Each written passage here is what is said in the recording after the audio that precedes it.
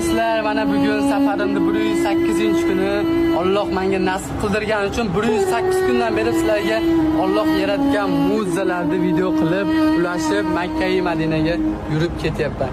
Do'stlar, mana bu binoni ko'rib, dunyodagi eng baland binoni ko'rib men juda hayratda qoldim. Endi tasavvur ko'ringlar, bu dunyoda yaxshi ishlarni, savob ishlarni to'plab ketsak, oxiratda jannatni ko'rib qanaqa taassurot olasiz. Bir o'ylab ko'ringlar-da. Biz hammamiz bandamiz. Bir kun ketamiz, qaytib kelmaymiz. Butun dunyo yig'lasa ham qaytib kelmaymiz.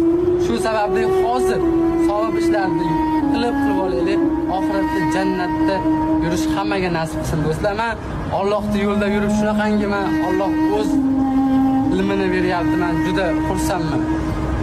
Shuncha bandalarga, shuncha odamlarni men orqamga qo'ydi. Lekin hamma joyda shayton bo'ladi deganda